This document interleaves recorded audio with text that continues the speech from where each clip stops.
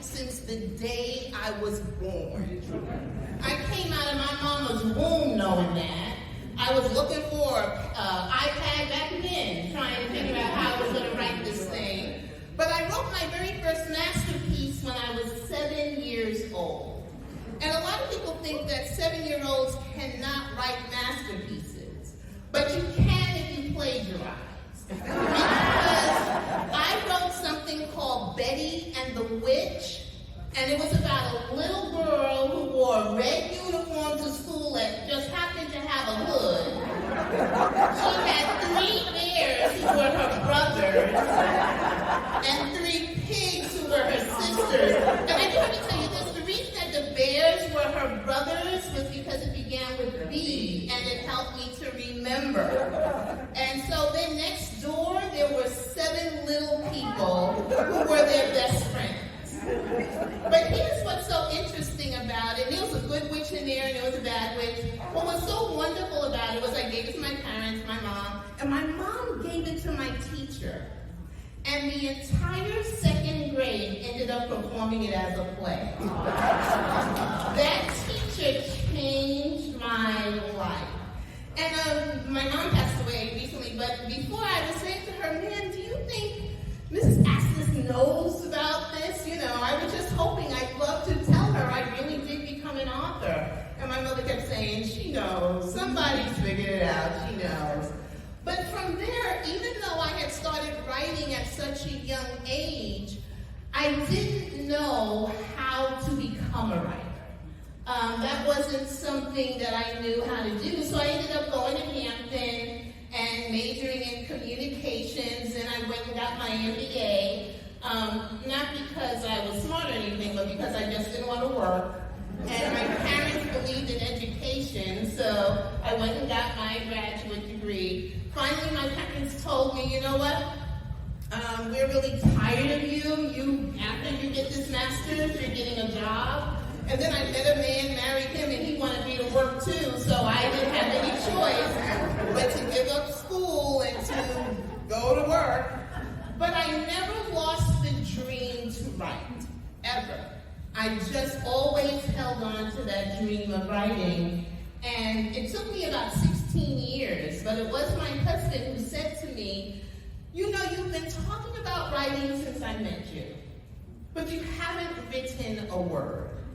And one day you're going to be 80 years old, and you're going to be on somebody's porch in somebody's rocking chair, and you're going to wish you had written that book. And he scared me. That scared me. But it was enough to motivate me to take that first step and to write a book called Temptation. I don't know if any of you read that, but I wrote that book 25 years ago, so y'all old. Because either y'all are old or you were sneaking reading it when you weren't supposed to be sneaking and reading it. Somebody told me this year that I had written it 25 years ago. I was like, get out of here. But I wrote that book 25 years ago. And that started it. I self-published it. It got picked up by a major publisher. I was with Time Warner for 2 books, and then my next 28 books were with Simon & Schuster.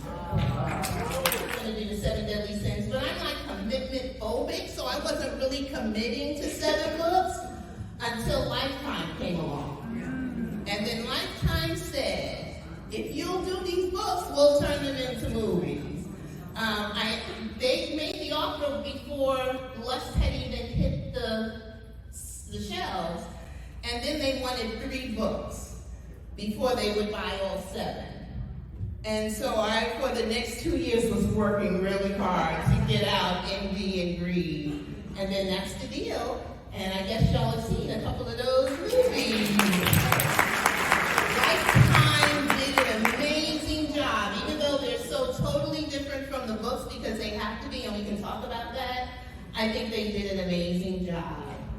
And so then let's get to the personal librarian, because that's so different from anything I've ever written. And so people say, how did I decide to do that book? I didn't. I got a proposal in the mail, or email, from my agent collaboration saying, I just want you to read this. An author has reached out to me, just read it. That's all she said.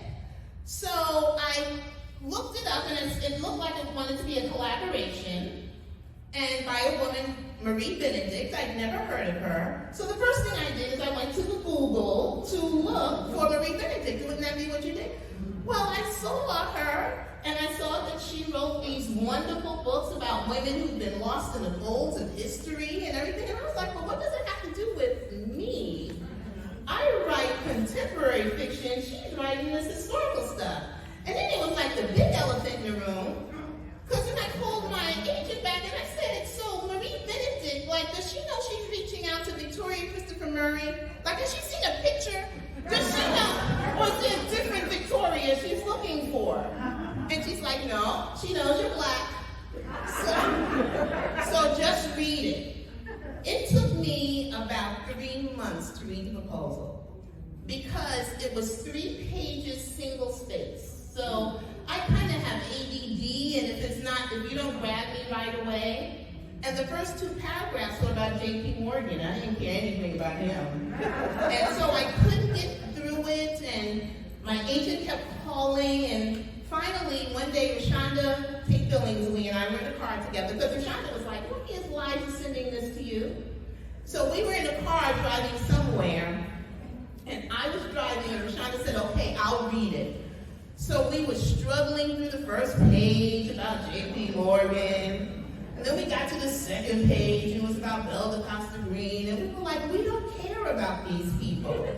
And then we got to the last paragraph that Marie said no one knew that Belle DaCosta Green was black until she passed away. I couldn't get to the phone fast enough because I had wasted 3 months. Well, first of all, how many of y'all looked at that picture and said, how's she bad? So, I mean, remember, we're looking at it with 21st century eyes. That's the first thing, but we still knew her. That's why in the book, there are a couple of black people that she sees and they go, okay. But when Marie and I first decided to do this, we put the same picture on our Facebook page. And all we said is this woman black or white? On my page, everybody likes black, that's my Aunt Susie. She black, they look like my sister. They look like everybody on my page said she was black. Everybody on Marie's page said she was white. Wow. It's a whole different lens. Wow. It's a different lens, and I think it's because we have known since slavery what happened on the plantation. A lot of that history has been erased for them. So we understand the shades of black. In every single family, we have the rainbow of black. And so, but for white people, it was you're black or you're white. And so that was the way she was able to pass for such a long time. Although during her time, at the beginning of the 20th century, people wondered about her. You know, they were like, that little dusky complexion, she got some tropical roots. When we read that article that said she had tropical roots, I was like, what are they talking about? Like her hair, what are tropical roots? But they would say things like that. But they never thought black. They were thinking other, but not black. And so then somebody was doing some research in the 1980s about J.P. Morgan. And so then they found out about this woman, Belle DaCosta Green, who was all parts of his life. And so they began researching her. And they went back to a census, probably the one when she was about 10 years old in Washington, D.C., and she was black. And then at the same time, in the 80s, they found a building was being torn down in Chicago, and they found boxes and boxes and boxes of information from Richard T. Greener, who was as famous as Frederick Douglass during his time, even more famous. So it's interesting how people do get erased from history. And so he had some papers in there, and it still took historians decades to put it all together. And then in 2007, there was finally one definitive biography written about Elder Costa Green, but it kind of eased out. Not even the Morgan Library was recognizing her. They do now. And that's how Marie and I came together, and then we spoke on the phone, and it's been a wonderful collaboration since. We just finished our second book, amazing historical fiction coming out about Hattie McDaniel. That is going to be, y'all think y'all know her, y'all don't know her.